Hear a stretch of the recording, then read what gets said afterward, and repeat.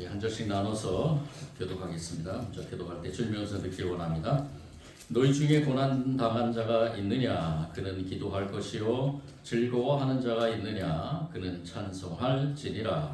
너희 중에 굶는 자가 있느냐? 그는 교회의 장로들을 정할 것이요 그들은 주의 이름으로 기름을 받으며 그를 위하여 기도할지니라. 믿음의 기도는 병든 자를 구원하리니 주께서 그를 일으키시리라.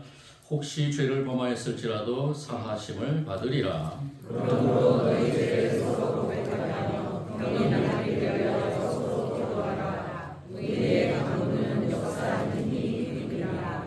엘리야는 우리와 성정이 같은 사람이로되 그가 비가 오지 않기를 간절히 기도한즉 3년 6개월 동안 땅에 비가 오지 아니하고 다시 기도하니 하늘의 이를 주고 땅이 열매를 맺었느니라. 내 형제들아 너희 중에 미혹되어 진리를 떠난 자를 누가 돌아서게 하면 너희가 할 것은 죄인을 미혹된 길에서 돌아서게 하는 자가 그의 영혼을 사망에서 구원할 것이며 허다한 죄를 덮을 것이리라. 아멘. 오늘은 좀 마음이 좀 무겁게 예배에 임하게 됐습니다. 오늘 아침에 가슴 아픈 소식을 좀 들어서 예배 준비를 하면서도 우리 고 박영일 집사님 하나님의 부르심을 받아서 오늘 아침에 하나님 곁으로 갔습니다. 그 소식을 받고 그동안 제가 여기 온 지 12년 조금 넘었는데요. 12년 동안 순종하면서 예배의 자리를 지키면서 새벽 예배든 어느 예배든 간에 예배 자리 지키면서 저를 통해서 하나님께서 이 박영일 집사님께 주셨던 문지기적 사명을 잘 끝까지 감당하면서 오늘 아침에 참 저는 평안하게 돌아가셨다고 봅니다. 하나님께서 그의 영혼을 부르시고 그리고 하나님 곁으로 가셔서 마음이 좀 무겁지만은 그래도 하나님께서 부르심에 우리는 저와 여러분도 마찬가지로 언제든지 하나님께서 부르시면 하나님 앞으로 가야 될 존재죠. 그렇지만은 오늘 이 시간에 우리가 하나님 주시는 말씀을 통해서 우리의 삶의 자리는 어쨌든 연속적인 고난의 시간들입니다. 죽음도 마지막 고난이라고 볼 수 있습니다. 그 고난을 어떻게 아름답게 우리가 하나님이 원하시는 그 모습으로 우리가 그 고난을 잘 이겨나가서 아름답게 하나님 앞에 설 것인가. 저와 여러분 오늘 야고보 기자가 선포한 말씀을 깊이 묵상하시고 매 순간 우리에게 닥쳐오는 모든 고난 가운데서 승리하며 하나님의 영광의 자리에 임하기를 간절히 원합니다. 제가 설교를 준비하면서 이 내용은 준비하지 않았던 것입니다. 설교를 준비하면서 지난 한 주간 우리에게 너무나 많은 그러한 기쁨을 줬던 소식이 하나 있죠. 바로 노벨 문학상을 받은 한강이라는 작가가 그때 그의 그 소설적인 많은 이야기들 통해서 우리에게 고통을 얼마나 아름답게 표현할 수 있을까라는 것을 보여준 모든 어떻게 보면은 많은 문학에 관심 있는 사람 외에도 많은 사람들이 이 한강이라는 작가에 대해서 많이 생각할 수 있게 만든 그런 한 주간이었던 것 같습니다. 그래서 이 한강의 작품들을 제가 조사하면서 또 오래전에 제가 읽었던 그 채식주의자라는 책 2017년이죠. 맨 부커상을 받으면서 제가 이 책을 사서 좀 기억이 좀 희미한데 그 한 사람의 그러한 삶을 통해서 보되었던 이야기되었던 그리고 읽지는 않아서 제가 소년이 간다라는 책을 또 신청을 했는데 엊그저께 와서 대충 한번 보면서 이 한강이라는 작가의 그러한 삶이 어떠했는가 또 이 한강이라는 작가가 무엇을 이 시대에 질문하면서 우리에게 이야기하고자 했던가라는 것을 생각해 봤습니다. 인간의 내면과 또 사회적인 고통 그리고 이 사회적인 고통에는 여러 가지가 있겠죠. 폭력과 억압과 그리고 상처 이런 것들 이런 것들에 상처받은 사람들을 그렇게 심도 있게 그리고 탐구하고 심도 있게 탐구하면서 많은 작품들을 써봤습니다. 저는 이 한강이라는 작가가 쓴 그 책들 속에서 물론 다는 못 봤지만은 제가 느끼기에는 이 고통을 품은 그 소설들, 이 소설들이 지금 이 시대에서 아름다운 산문의 형식으로 고난의 아름다움을 표현하고 있지는 않았는가. 이 한강이라는 작가는 예수님을 믿지 않는 사람입니다. 그렇지만은 우리가 시대적 상황 속에서 제가 늘 항상 말씀드리지만 시대적 상황 속에서 우리가 하나님의 백성으로서 이 시대를 바라보면서 중보의 기도자로 서 있는 가운데서 저와 여러분도 마찬가지로 내 자신이 먼저 그리고 우리 속해 있는 공동체가 이렇게 고난을 아름답게 승화시켜야 되는 그러한 사명이 있지는 않는가라는 것을 다시 한번 생각해 봤습니다. 우리 교회가 그렇게 되길 원하며 우리 모든 성도들이 그렇게 되길 원합니다. 우리가 어차피 살아가는 삶의 연속 속에서 저와 여러분 끊임없이 이 고난, 참으로 우리에게는 어떻게 보면 불청객이라고 볼 수 있겠죠. 이 불청객이 느닷없이 찾아오는 이 고난 속에서 저와 여러분은 하나님이 원하시는 대로 하나님의 언어를 제가 간절히 부탁드리는 것은 그것입니다. 하나님의 언어로 하나님이 원하시는 언어로 그 고난을 아름답게 승화시키는 저와 여러분이 되기를 원합니다. 고난은 단순한 사람들의 비난이 아니죠. 고난은 사회적인 뒤처짐도 아닙니다. 고난은 사람들과 의견의 불일치도 아닙니다. 사전에서 보면은 고난이란 괴로움과 어려움을 아울러 이루는 말이라고 정리를 합니다. 다시 말해서 인생의 행로에서 만나는 온갖 수고와 고통 그리고 어려움들을 통틀어서 고난이라고 말합니다. 그래서 일반적으로 이 고난을 불통이라고도 얘기하고요, 무질서라고도 얘기하고 또 결핍이라고도 얘기를 합니다. 여기에서 오는 이 혼란이 고난의 문제로 다가올 수 있다는 것입니다. 그래서 기독교 문장 대백과사전에서는 이 고난을 압력이라고 또 표현하기도 합니다. 고난의 압력이라고 이렇게 표현했는데요. 우리 성경에서는 박해의 압력이라고 이렇게 표현하고 베드로 사도는 베드로전서 4장 12절 19절의 말씀을 통해서 보면은 그리스도인들이 만나는 이 고난을 불시험이라고 이렇게 표현도 합니다. 어쨌든 이 고난은 여러 가지로 우리에게 다가올 수 있습니다. 이 고난, 왜 우리는 고난의 정체를 알고 고난에 극복하는 삶이 되어야 될 것인가? 오늘 우리에게 어떻게 보면 숙제라고 볼 수 있습니다. 고난의 문제는 본인 스스로가 잘못 관리해서 오는 문제일 수도 있고요. 또 전혀 예상하지 못하는 그러한 갑작스러운 사고나 그러한 여러한 예상할 수 없는 그러한 방법으로도 올 수 있고요. 또 우리가 성경적인 의미에서 또 깊이 보자면은 사단이 주는 고난도 있다라는 것입니다. 욥의 고난을 통해서 보면은 하나님께서 사단에게 허락하고 사단이 욥에게 주는 고난이 있었다라는 것을 알게 됩니다.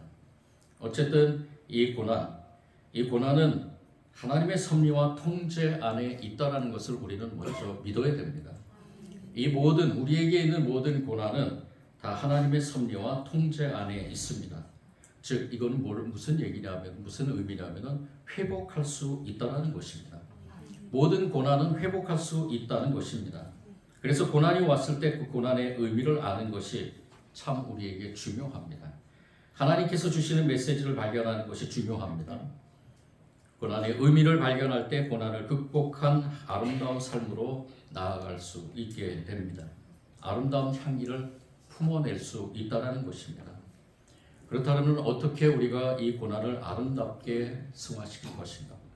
오늘 야고보 기자는 세 가지를 우리에게 가르쳐 줍니다.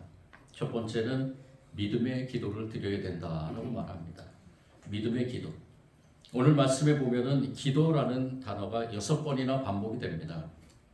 이 기도의 의미 13절에 보면은 너희 중에 고난자가 있느냐 그는 기도할 것이요 라고 이렇게 말씀하고요. 14절에서도 보면은 너희 중에 병든 자가 있느냐 그는 교회 장로들 청할 것이요 그들은 주의 이름으로 기름을 바르며 그를 위하여 기도할지니라 라고 말씀합니다. 이 14절에서 나오는 기름을 바르며 라는 이 말은 그 시대의 그 풍습과 좀 일치를 합니다. 사회적인 풍습에서 치료하는 효과를 내기 위해서 기름을 발랐다 그럽니다. 근데 여기에서 그 기름을 바르며 기도하라는 것은 물론 문자적으로 기름을 바르면서 기도하라는 것도 있지만은 우리가 영적으로 보면은 성령의 임재를 기대하며라는 것입니다. 성령님께서 함께 하시며 치료하실 줄 믿고 성령의 능력으로 그 치료를 간구하고 그리고 그 치유와 이적을 위해서 기도하라라는 것으로 해석할 수 있다라는 것입니다. 그 다음에 15절에서 보면은 믿음의 기도라는 것이 나옵니다.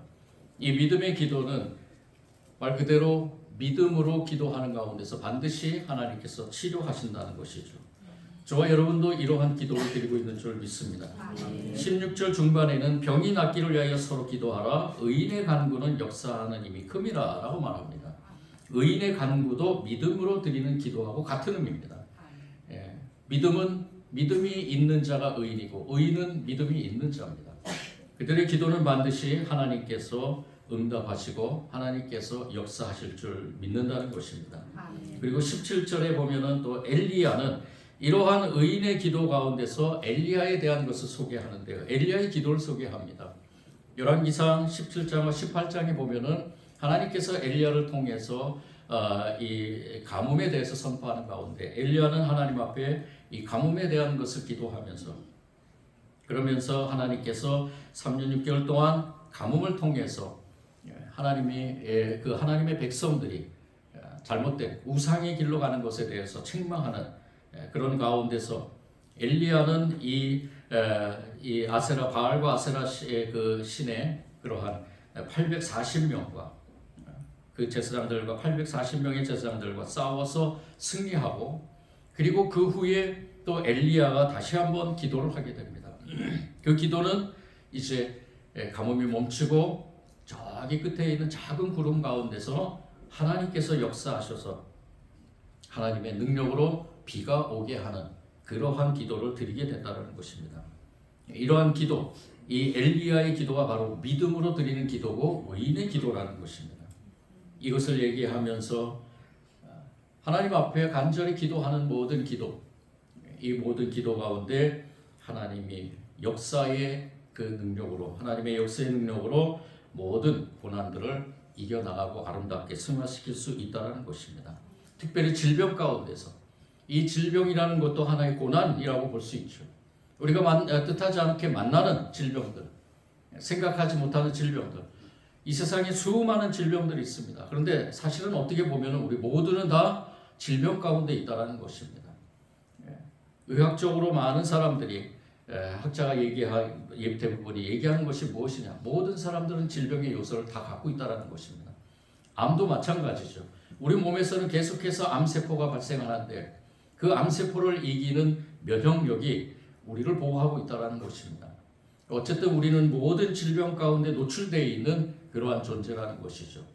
그런 가운데서 우리가 이 질병의 고난 속에서도 우리가 치유받고 해결할 수 있는 치유받고 그리고 우리의 모든 고난들 이 질병뿐만이 아니라 모든 고난들도 해결받고 아름답게 이루어질 수 있는 것은 바로 믿음의 기도라는 것입니다.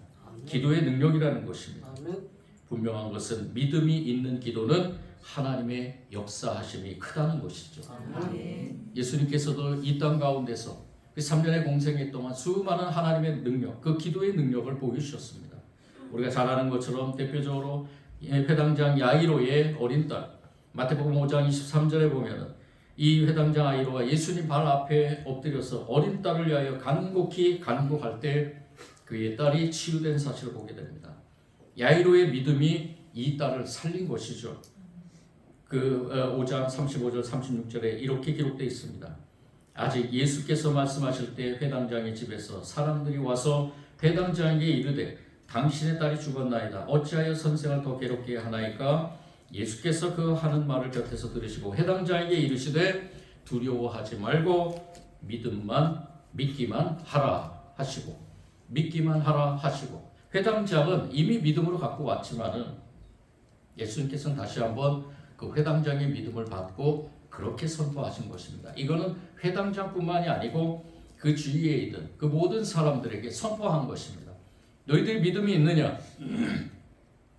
과연 진정으로 하나님께서 모든 것을 치유한다는 그 믿음이 있느냐?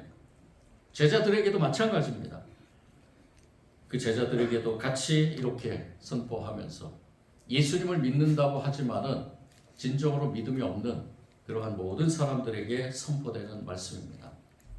여러분들 믿으시죠? 아멘. 나의 모든 고난을 하나님께서 해결해 주시고 특별히 내 질병 가운데서 하나님이 치유해 주신다. 특별히 질병 가운데 있는 분들이 있으면 예수 그리스도의 이름으로 선포하시기 바랍니다. 아멘. 우리 주님은 반드시 치료하십니다. 아멘. 믿음의 기도를 드릴 때 믿음의 역사가 치유의 역사가 일어나게 됩니다. 아멘. 이 말씀하시고 41절과 42절에서 이렇게 선포하죠. 그 아이의 손을 잡고 이르되 달리다굼 달리다굼 내가 내게 말하노니 소녀야 일어나라. 소녀가 곧 일어나서 걸으니 나이가 12살이라 사람들이 곧 크게 놀라고 놀라. 하나님께서 역사하시는 그 치유의 능력은 우리가 상상할 수 없을 정도로 놀랍고 놀라운 일입니다. 그 믿음을 가진 사람들은 반드시 그 치유의 은혜를 누리면서 비록 어쩌면은 내 생애가 닿을 때까지 그 질병이 치료가 안 되더라도 내 영은 이미 치료가 됐기 때문에 하나님이 부르시는 언제든지 하나님이 부르시는 그날에 하나님 앞에 자신 있게 설 수 있는 것, 그것이 저는 완전한 치료라고 볼 수 있습니다. 완전한 구원이라고 봅니다. 그 구원의 능력을 가지고 살아가는 저와 여러분이 되기를 원합니다. 마가복음 7장에서도 수르보니게 여인, 그 여인에게 예수님께서는 유대인이 아니지만 그 이방 여인에게도 그 하나님의 그 치유의 은혜를 내려주시는 것을 보게 되죠. 왜요?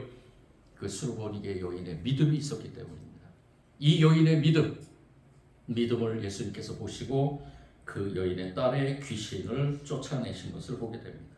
간질에 걸린 아이, 그리고 수많은 이적들, 예수님께서 공생애 동안 보이셨던 3년의 공생애 동안 보이셨던 그 치유의 역사는 바로 하나님께서 우리에게 이 시대에 기도하라고 하시는 그러한 역사인 줄 믿습니다.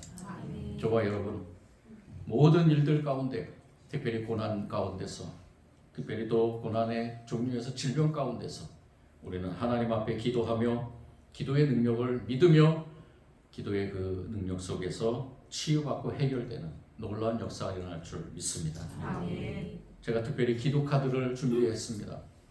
우리 교회 모든 성도들이 물론 내 기도도 중요하지만 우리가 다음에 나눌 말씀 두 번째 교회 지도자들에게 도움을 청하라는 즉 우리의 고난 가운데서 하나님과 나와의 관계에서 하나님께서 나에게 이 모든 고난들을 이겨내 주시지만은 고난을 좀 덜어줄 사람이 있는가라고 보면은 여러분들 교회의 장로들에게 도움을 청하는 것, 즉 교회의 리더자들에게 도움을 청하는 것도 중요하다는 것입니다.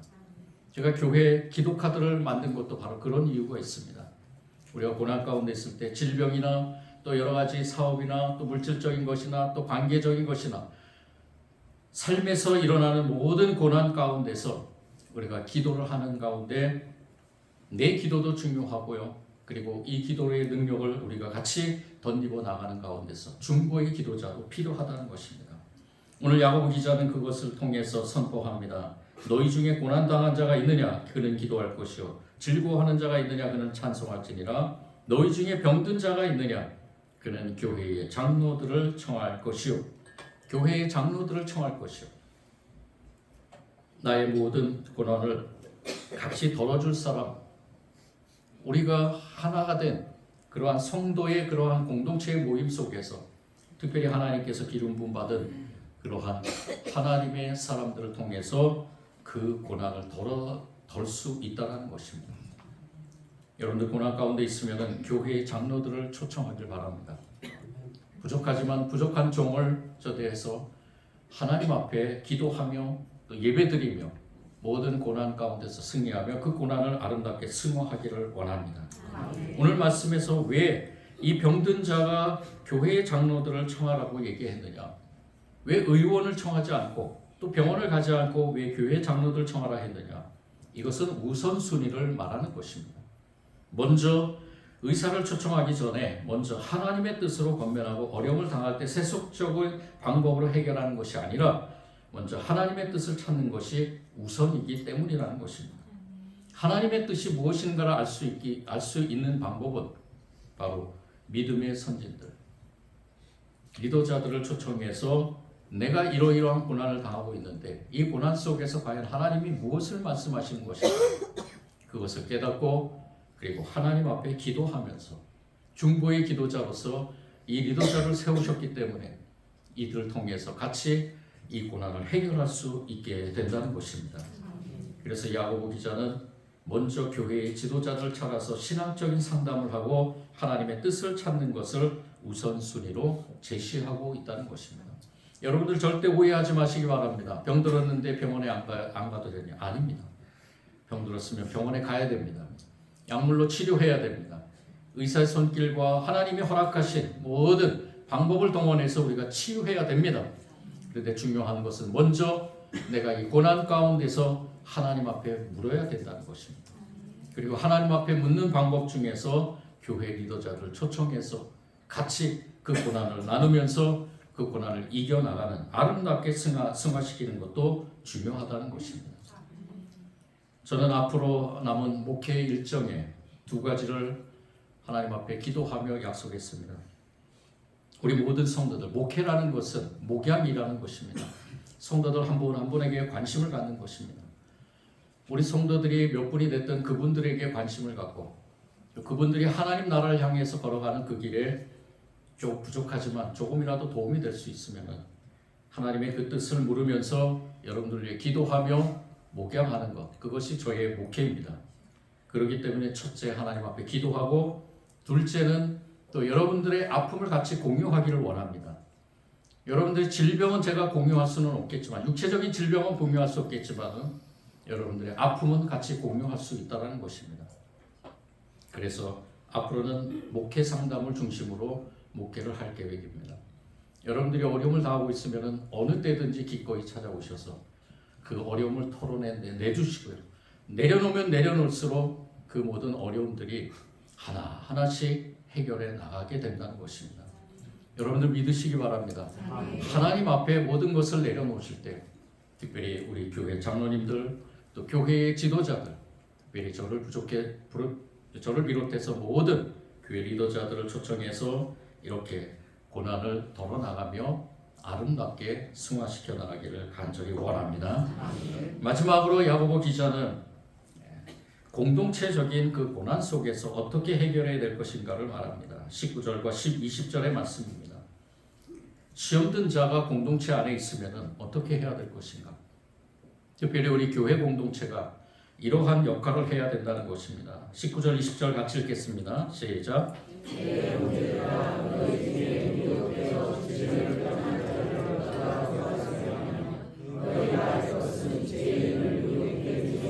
돌아서게 하는 자가 그의 영혼을 사망에서 구원할 것이며 허다한 죄를 덮을 것이니라. 아멘. 미혹하여 진리에서 떠난 자들을 다시 돌아오게 하는 일, 이건 매우 중요합니다. 왜냐하면 고난당한 성도를 위해 중보하는 일과 진리에서 벗어난 사람을 돌아오게 하는 일은 공동체적인 신앙생활의 중요한 요소이기 때문입니다.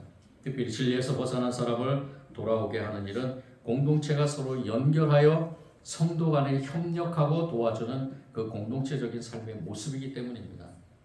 초대교회에서는 그래서 유대교회에서 기독교로 개종했다가 다시 유대교로 돌아간 사람이거나 아니면은 여러 이단 사상에 현혹되어서 진리를 떠나서 잘못된 길로 가는 사람들, 이 사람들에 대해서 초대교회가 어떻게 했는가? 이 공동체적인 고난, 이 공동체의 교회 공동체가 이러한 고난 속에서 아픔을 겪고 있는 가운데서 어떻게 해야 될 것인가라는 것을 이 초대교회의 많은 사도 바울을 비롯해서 또 사도들 많은 사람들이 이것에 대해서 하나님의 말씀으로 선포하고 있는 것입니다. 왜 이들이 진리에서 벗어나 그렇게 이단에 또는 자신들의 그 잘못된 가르침에 현혹돼서 우리가 새벽마다 말씀을 나누지만 율법주의적으로 다시 돌아가는 그러한 일들이 일어나는가? 그것에는 많은 이유가 있겠죠. 근데 교회 내부적으로 여러 가지의 일들이 일어났다라는 것입니다. 그게 무엇인가? 시기나 질투와 정죄, 싸움, 갈등, 강압적인 말투나 태도. 비단 이거는 초대교회 그때만 있었던 것이 아닙니다. 지금 이 시대에도 마찬가지입니다. 이 땅에 있는 모든 교회들은 다 불완전합니다. 완전한 교회는 한 곳도 없습니다. 몇만 명이 모이는 교회요, 몇십만 명이 모이는 교회요, 몇천 명이 모이는 교회요, 몇 명이 모이는 교회든 어느 교회든 이 땅에는 모두 다 불완전한 교회입니다.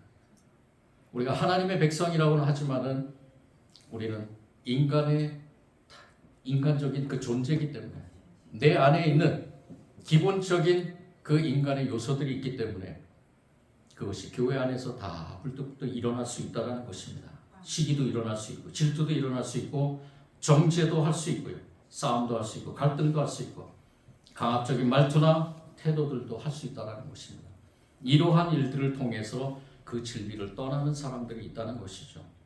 또는 교회 안에 이단이 침투해서 이단들에 의해서 현혹돼서 교회를 떠나는, 진리를 떠나는 사람도 있습니다. 미혹하다라는 이 말은 헤매다 방황하다 길에서 벗어나다라는 의미가 있습니다. 중심을 잘 잡아야 됩니다. 그 중심을 잘 잡아야 하는 그곳에 비단 나 혼자서만이 할 수 없는 그러한 우리 교회 공동체임을 우리는 깨달아야 될 것입니다. 우리 모두가 다 협력해서 선을 이루어야 될 줄 믿습니다.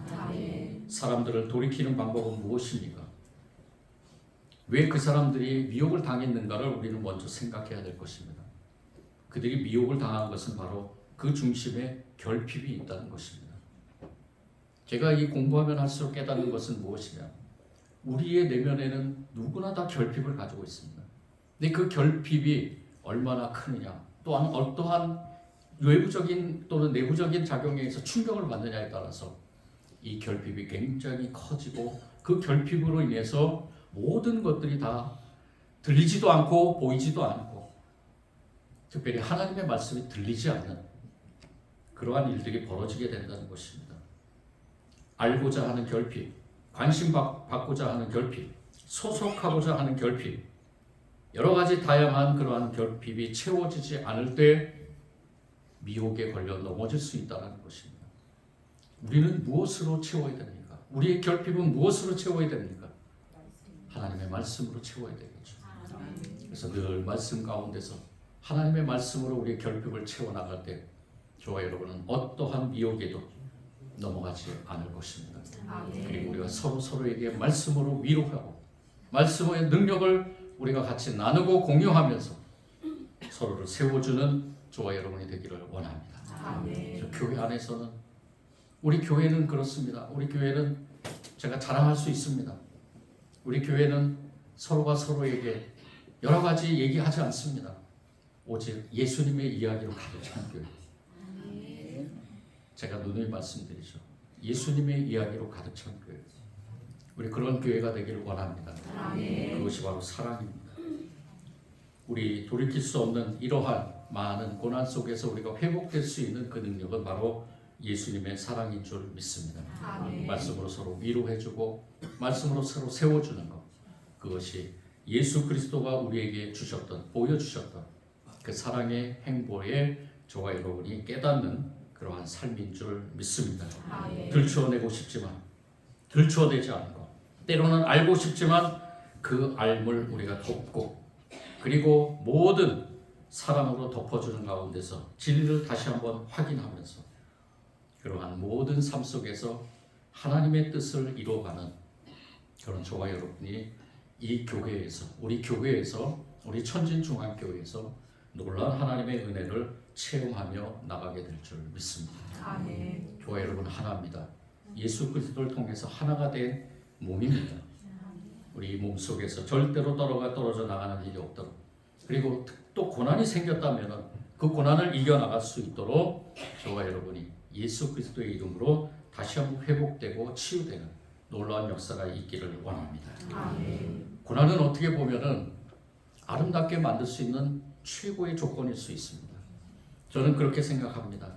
우리가 살아가는 고난 가운데서 우리가 아름답게 승화시킬 수 있다는 것.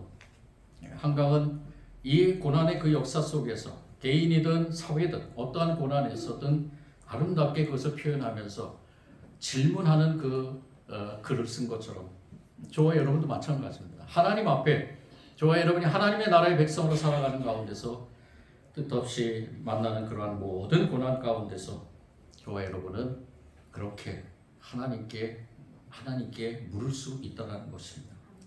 어느 다른 누구에게도 묻는 것이 아니라 먼저 하나님께 묻고, 그리고 우리와 같이 동역하는, 그리고 우리와 같이 신앙생활하는 우리 모든 옆에 있는 성도들에게 그 고난을 서로 나누면서, 또 고난을 서로 위로하면서, 또 질병 가운데 서로 치유되게 같이 기도하면서 우리 교회 공동체, 더 나아가서는 우리 사회, 이 나라 공동체가 하나님께서 보시기에 아름다운 그러한 공동체가 되길 간절히 소원합니다.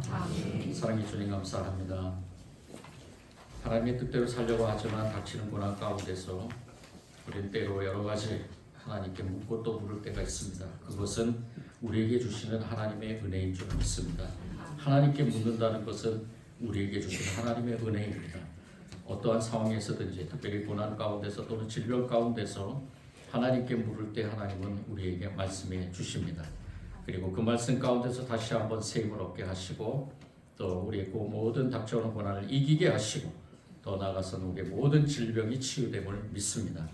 주님 앞에 기도하며 또 말씀 앞에 무릎 꿇으며, 더 나아가서는 우리 모든 성도들이 하나가 돼서 우리가 서로 고난을 나누면서 하나님 나라를 살아가게 하여 주옵소서.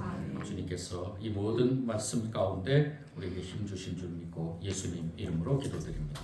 아멘.